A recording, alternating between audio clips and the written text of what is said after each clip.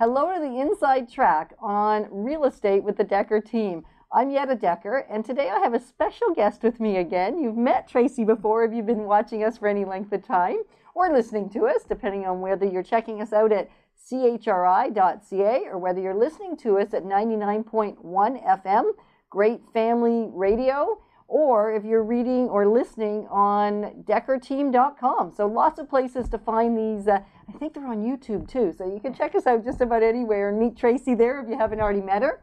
And Tracy is from Anderson Pippin, and she is an interior decorating consultant and a professional, of course. And so we had a lot of fun last time and really got on lots of tangents, I'm going to say, because we had a hard time leaving countertops and kitchens. And so if you want to hear a lot of information on those specific aspects, you can find that archive show. Meanwhile, today we're going to start with, if I want to decorate, if I want to update my home a little bit, whether I'm going to be staying there or whether I'm moving, Tracy, how do I get started? What do I think about? What do I consider first? Okay, well, that's a great question, Yetta. It really depends on whether or not you want to do a small update or whether or not it's something that's whether I want to spend $100 or whether I want to spend $200,000. Exactly, what your budget is. So sometimes I'll have clients that they just don't have a huge budget, and what they want to do is just get a fresh look for their home. So what I'll end up doing with them is going in, and sometimes if we can, we repaint, because paint always freshens up. Right. We talked about that last time. But then from there, what we do is we literally empty their rooms and we rearrange their furniture. Where do we put all the stuff? We move it from one room to another. We stick it out in hallways or whatever. Do we bring some big guys to help us? Sometimes. Sometimes? Okay, fair enough. Yeah. And so what we end up doing is we start relaying out their furniture layout in a room. Because so just even doing that can change the look and feel of a room. Taking a couch, a lot of times without realizing it, we line our furniture up against the walls. And so sometimes it's just a matter of bringing it in off the walls, anchoring it on an area carpet, changing the configuration of the room and the focal point. You may have a room that has two focal points. You may have a fireplace and you may have a beautiful picture window. And so right now you may have everything around the picture window, and what you can do is move your furniture and create the fireplace as a focal point. So you want to generally focus on one focal point. Yeah. Even if the room has three, you kind of can't go, I want to have some of it here and some of it here and some of it here. I've got to... There's generally one major focal point, and then there's other areas within the room that your eye travels around to, but there's always one drawing feature. Or at least that's what you want to create. Yes, Even exactly. some rooms I've been in have more than one. Yes. You would say they're conflicting almost. That's right. So you choose to emphasize one, and it's how you place things in that room. Okay. So one of the things that you can do is rearranging your furniture, creating new groupings, and that doesn't necessarily mean getting anything new. A lot of times with my clients, what I'll do is we'll go through their house and we'll look in other rooms and we'll repurpose pieces to different rooms. Repurpose? Yes. I like that. I bet you all like that. Yeah. We're not reusing, we're repurposing now. Yes, exactly. Well, that's great. It's is it like recycle, or is it even better? And sometimes you can paint it. Sometimes it's just a matter of changing out the knobs on a piece. Repurposing would be taking a small dresser out of a bedroom and bringing it down to an entranceway where it becomes a catch-all for hats and mitts and keys, and putting a beautiful mirror above it and some nice accessories on it and that sort of thing. And it didn't cost anything. Didn't cost a thing. Maybe paint if you decided it needed to be a different color. If it was blue in the bedroom and you want it brown now. Yeah, exactly. So it's easy enough to do. So that's one quick way to update your home. Another quick way is to actually re-accessorize, meaning you take your accessories again and you take them down and rehang your pictures. Moving artwork around is huge. We tend to, whether we realize it or not, take the same piece of artwork and hang it in the same place over and over and over again. And then you don't even see it after a while, do you? You walk into your own spaces. Exactly. And you don't even know what pieces of artwork you have. And people in their own homes no longer have a critical eye because they've lived in the space so long that they don't see it. So one of the things I teach my clients to do is to actually take pictures with their camera, because for whatever reason, when they see their room in a picture, they see the voids, they see where there's too much stuff, they see whether the room is balanced or not, meaning is all the furniture on one side of the room versus the other, because you want to get a good overall balance in the room as well. Now balance, talk to me. We're always talking about balance in our schedules, balance in our lives, and now you're telling even in us, our house. And now she's telling us there's got to be balance in our rooms. Yes, exactly. So what does that mean, Tracy? So what that means is that when you walk into a room, it's not that everything's totally symmetrical, meaning if there's one chair here, there's one chair there.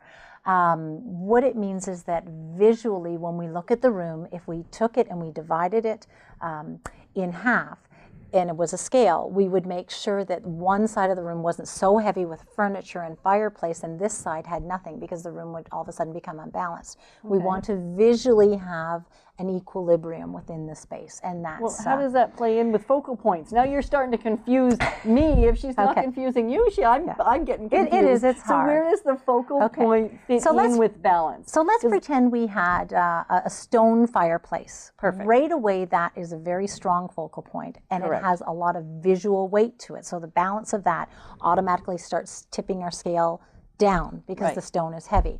By taking 2 large chairs or a sofa and setting them on the other side of the room, we start to visually balance the space out. So the weight of the sofa, the way we perceive it, balances out with the weight of the fireplace. Okay, so we're not talking the actual weight of the furniture. No, it's the visual weight. Yeah. So it's the visual weight we're talking about. Yes, if we took, and that's a great example, if we took a Queen Anne chair or a chair that had an open leg and a little tiny back and a little tiny seat, and we sat that in front of that stone fireplace, the fireplace would still be visually heavy, as opposed to taking like a nice leather club chair or a big flop chair that we like to sit in, that has more visual weight to it. It's more stuffed, there's more substance to it. And it can come through with the type of fabric as well. Wow, okay, yeah, so there's lots of little tricks. Things to think about. There is, exactly. That's awesome, Tracy. And like I was saying, the other thing is, a great way to freshen up your room is just moving your accessories around, re-hanging your picture, maybe creating a gallery effect. And in doing that, what you would do is maybe select frames that are all the same color. They don't necessarily have to be the same style, but they could be all the same color. Or the same family of color, even if not exactly the same color. Exactly. Like sometimes you can mix your metals. You can do golds with silvers, and then you can find the blend that... even we do that in our jewelry. You've done that today. I've got gold, silver, and a sort of a black. Exactly. And so we're doing that in homes now too. There was a time where if we had copper, you it only had use to be copper. And if we had, then we went to pewter, and it had to be pewter. Or polished silver, or polished, exactly. And now we're saying we can have some black, we can have some... Things that we've gotten, our lifestyle has become less cluttered and less complicated. And so you see that even in our design. And really, design does follow what's going on in our lifestyle. If you look back to the 80s and early 90s, especially the 80s, where there was such an abundance of wealth and people were overspending, that's when you would see things like curtains, balloon drapes. I don't know if you remember those. I used to own them. So did I. They were so nice, and I can't remember what I paid for them, but it was crazy, they're too much money. Because you would have to have enough fabric to balloon them up, and then you would puddle a meter or a yard of fabric on the floor. Or 4. Exactly. I remember doing that. And that was because in that time we had abundance. Now we are really watching our money. We're more conscious of how we're spending more. We're more conscious of how we affect the environment. So our way of living is more simplified. So that's where you'll see a simpler drape, a simple panel that's not fussy. Right, because I can't imagine when I first got married buying a simple panel, it was like all you could hang on your window is sheets. Yep, exactly. That's what it looked like. That's exactly. And now if you see the heavy drapes, in a home, I often will find a way to say, can we get them down? Yes, and yet they were beautiful. In their time. Yeah, everything has a cycle, exactly. So it's pretty simple. Yeah, a lot of the tips that you're giving today. And sometimes, like you just said, sometimes it's as easy as changing your curtains out. I mean, you have all different aspects. You can go custom. You can get so many nice off-the-shelf ready-made drapes now. And they're making them in the longer length because we have a lot higher ceilings now. We have a lot of 9-foot ceilings.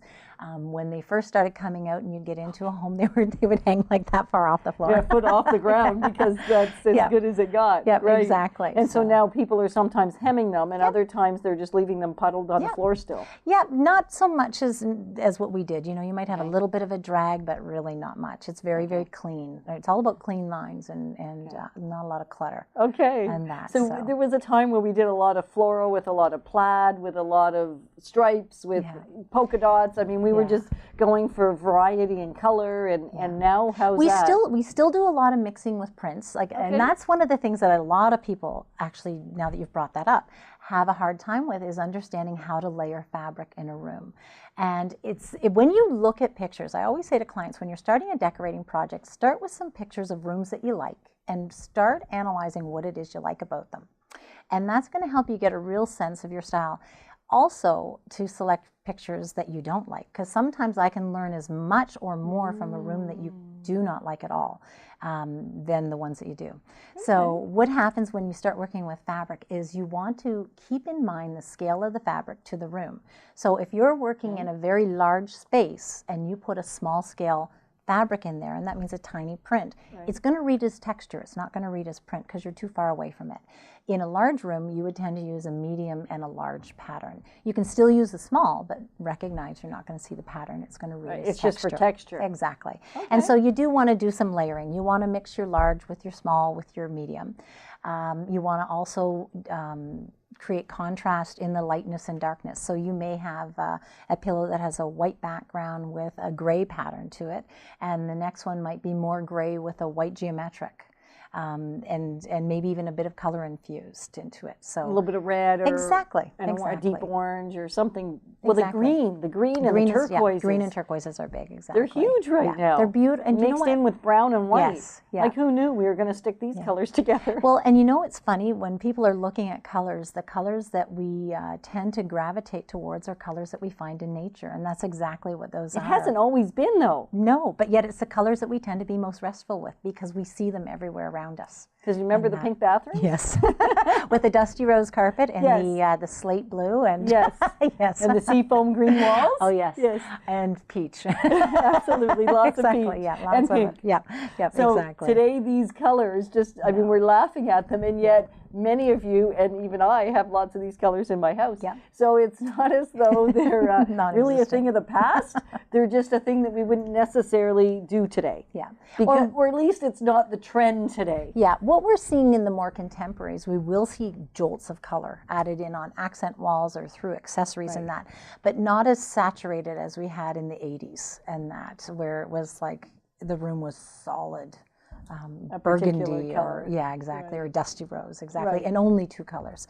We have a lot more variation, I find now. That's a little bit more relaxed, the design, compared to what it used to be. It was a little bit more stuffy, I found. Okay, there you go. And yet we loved it then. Yes, exactly. Because I guess, as Tracy's been saying, it sounds like we change our trends in decor according to the shifting life that we're living. Yes, exactly. And what's going on in the society. And as culture moves forward, as things shift in culture. So we've talked about accessorizing with what we already have. What about accessorizing with a few pieces that we might purchase? Okay. So basically with that, one of my favorite places to go with clients is HomeSense, because they have such a variety of things. The price point is really great. And generally speaking with accessories, you may not want to spend a lot because it's something you want to be able to change up. So you're not investing as much into it. So you know what? It's finding key pieces that relate to your style in your home, finding things that you like. And basic rules of thumb are work in odd numbers. The eye likes odd numbers versus even numbers. So groups. So we like 2 eyes. We don't like 3 eyes. Yeah, is that right? Exactly. Okay, good enough. But yeah, when you're actually arranging your pieces, is creating some visual interest using different heights and different depth, contrasting the finishes. So you might have some matte pieces with some shiny pieces. You'll have color contrast and texture contrast as well, and just keeping it visually interesting. One of the things that I always show people is things like books. Take the sleeves off the books, look at the color of the hardcover spines, and use those stacked to elevate, because that's the other thing is we forget to elevate things to create visual interest. By stacking up books and putting a really small decorative vase or trinket box or whatever, it just gives it much more substance and visual presence. The other thing. So you can do that with stuff in your house, or you can. Yes, because most of the time you don't even have to go buy those things. A lot of the times. We have so much. Yeah, there's beautiful trinkets. Crystal dishes, that sort of thing. You can take, if you have a dressing table in your bedroom, you can take a tray and use china teacups and put your accessories in that. So it has the visual interest of that. That would be fun. Yeah, it's something because otherwise they're kind of hidden inside that china cabinet and they look almost out of place today. Yes, yeah. And yet they're not if we do something interesting with them. Yeah, so it's just, sometimes it's just looking at what you have and figuring out how to use it in a different way. And repurposing it and not seeing it the way it's intended, but using it for something else. Okay. Neat. But yeah, so that's some interesting stuff to do with accessories. So if you're just joining us now on the Inside Track on Real Estate with the Decor team, I'm here today with Tracy Praill. Actually, I don't think I've told you her last name, but it's not a secret. Her name is Tracy Praill, and she owns a company called Anderson Pippin, and it's an interior decorating company. So if you're interested in any interior decorating counsel, as you can hear, she's got lots of amazing insights to share. So the first half of the show today, we have talked about accessorizing and really where do we get started if we want to make a shift in our room or in our home in general. So if you want to hear more about that, go on back to the first half and listen. And today now we're going to move on and talk about trends in flooring. Okay, so in flooring, there's a few things that we're seeing happening. We're seeing a lot of the wider planks. And wider planks? Wider planks. I was thinking, are we moved to wire now? Because we moved to bamboo and we moved to all kinds of different types of wood. So I was thinking, wow. My enunciation, sorry about that. Planks. Yeah, so we're seeing wide planks. Yes. We're seeing a lot of distressed and hand-scraped floors. Right, and so it looks like you beat them up. It is, and again, so talking your floors about... are scratched. The great news, what Tracy's saying, is that we have wide plank floors that were not bought distressed, however, they're now distressed. It's not a big deal. It's becoming on trend. It's trendy. Oh, right. And again, it's that, exactly. I saw a lot of my sellers. Yeah. Well, and you know, the nice thing about it is that the big thing, like we were just talking about how things have changed from the 80s to 90s. We live in our houses now. In those years, we did a lot of entertaining and we did a lot of going out. Now we live in our homes. So that's why you're seeing these sort of trends happening. So with having kids and that, and entertaining with animals and everything else, it's harder on our floors. So a few years ago where you saw the trend was to use maple, which is a very, very clear wood. We still do. It's a very clear wood. It has a nice contemporary feel. But it does tend to show the marks, the chips and the dings. That. I went for that journey. Yeah, yep. And boy, you can see everything. And when the sunlight comes in, it's very unforgiving. And that. So it's one of those things that it's really hard. You have to look at what is your tolerance level and what's your lifestyle and what point in your life you're at. So this is what we're seeing, is we're seeing a lot of the hand-scraped floors, which are great. So when you get a nick, you just literally take either your pencil to fill it in or like a black marker if it's a black patina on it, and it's gone. It's wonderful from that perspective. Still there, you just can't see it. It is. It's just disguised in the distress, exactly. Okay, perfect. And some of the wider planked flooring that's done in the distress, you're actually getting a combination of 3 different sizes even within the plank. So you might have a 4.5, a 5.5, and a 6 or a 7. So there's 3 different widths as well as different lengths. Okay, because we used to mean wider plank was 3.5 instead of 2. Yes, and so now you can get up into 7, 10, all different. The only thing you have to consider is the wider you get with your planks, the less stability the floor has. So really, the best hardwood still is to use the thinner pieces. The 2-inch. It is. It is because it's been out there since the 1930s, 40s, 50s. You go into those homes and the floor is still fine. Exactly. They still look like they were put in yesterday, whereas that's not the case with the wider, with a lot of these wider, trendy floors. Yeah, because what happens is as the floor locks into each other and you get expansion and contraction, there's fewer seams because they are wider, and so you get more movement and that. So you do run the risk of squeaking and creaking over time in that. So when you're in a new home putting it in, what a lot of people forget is that as a home is being built with all the lumber, it takes a good year or so for the moisture to get out of the house. Right, because most of it's natural product still. We're still using some natural product in Canada and building our homes. And so with it being a natural product, it has moisture. Exactly. And so it's changing. Yes. It's in transition all the time rather than... It has to acclimate. Right. Exactly. It takes a while to do that. So, so those are, some of the things. So then the other thing that we're really seeing is people that love wood but don't want the maintenance of wood or the scratching of wood. And so what we're tending to see is porcelain tile that looks like wood, which is a great alternative in areas like porcelain tile that looks like wood. It's stamped and looks like wood, and it comes in all different grains and colors and whatnot. And so what happens is you get the look of wood. So if you have dogs and kids and whatnot, you don't have to worry about scratches or dents.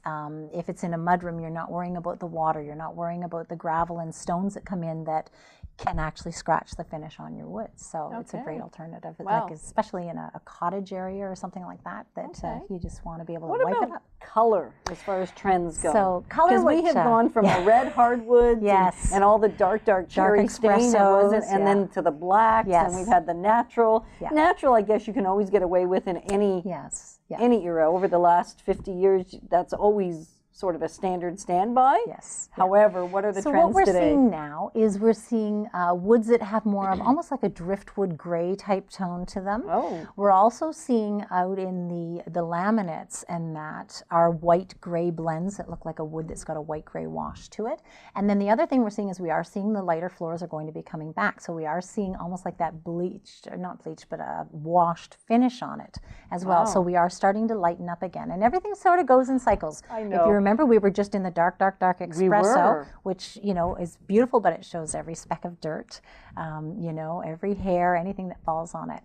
The light is a lot more forgiving in that from that perspective. Right. If you're someone who is putting in hardwood and you really don't want to follow a trend, then the mid-range is always safe.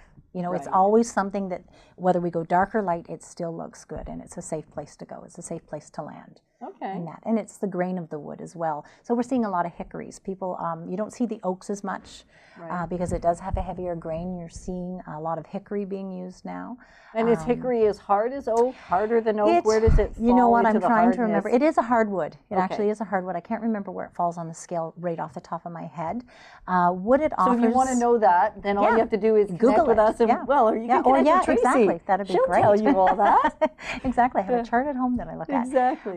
But what it is it doesn't have as heavy of a grain. It still has enough of a grain to mask any imperfections. It's not as clear as a maple, so there's visual interest to it. So when you stain it, you get a variation in tone, but it's not as heavy looking as an oak. Okay.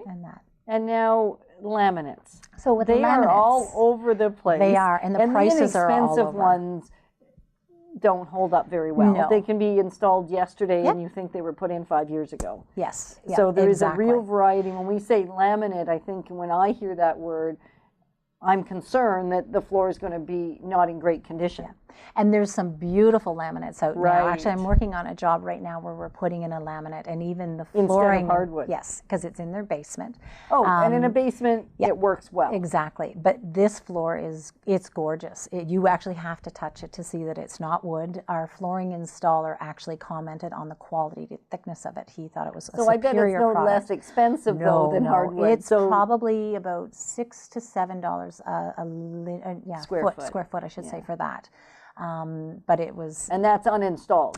That's that uninstalled. Would just be the raw cost of the material, and that's important when we've been bantering around with cost today. When we're talking the cost of a countertop, or we're talking the cost of flooring, we're primarily talking about the cost of the material. That's right. At retail. Exactly, because labor depends on who installs it and what's involved in the installation. Like things like tile, when you're laying down tile. To install a porcelain tile is one price. As soon as we do a slate or a marble, we're up to another price because we're using a wet saw. So there's a lot more involved in fabric. And even the size of tile, I understand, has an impact on the cost of your installation because it's more difficult to work with a 20-inch tile or even the trend a bit of the 12 Well, I was just going to 20. say, exactly. The trend in tile is going with the larger, longer, thin pieces, and actually even some of the oversized pieces where you have an 18 by 36. And so, that's huge. Exactly. Okay. And so, as you were saying, when you get into those larger tiles, what happens is it's a much more difficult install because you've got to get it level, and then laying down the next tile, if the floor is not perfectly level, you get the raise and the fall of the tiles. Where if you're doing a 12 by 12 tile or a 4 by 4 tile, it's very easy to balance those out.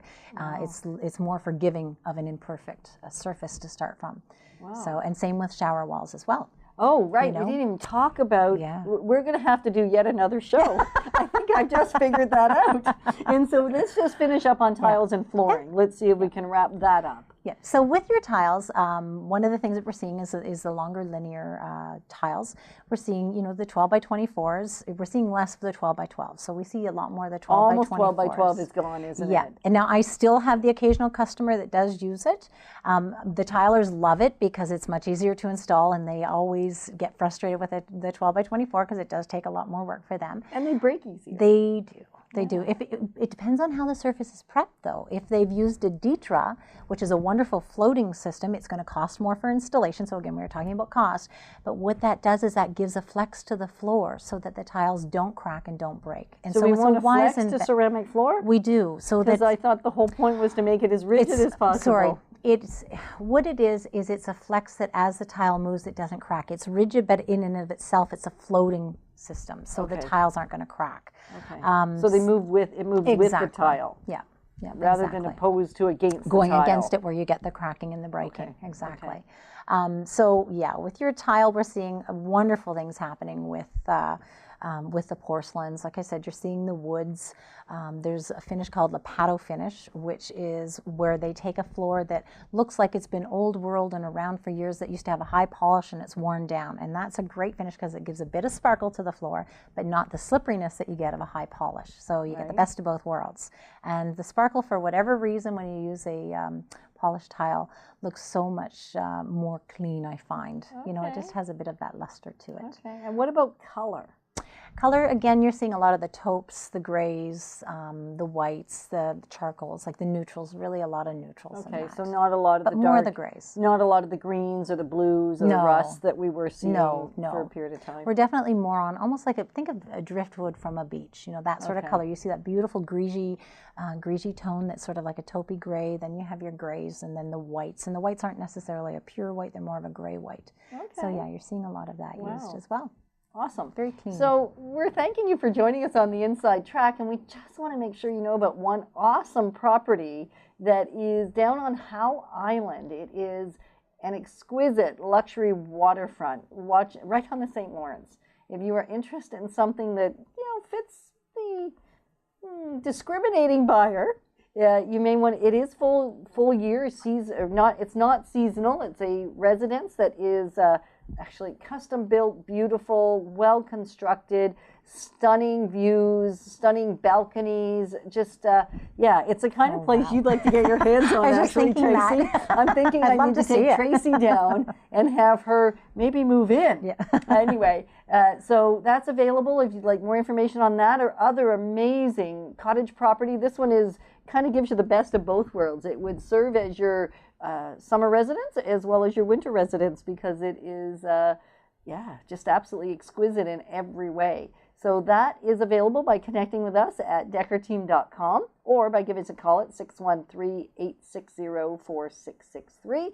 And we would love your questions, suggestions for shows, and if you'd even like to be interviewed because you know something about something related to real estate that we'd like to go deeper on, or you believe our listeners would like to hear, then please give us a call at 613-860-4663. We invite you to join us.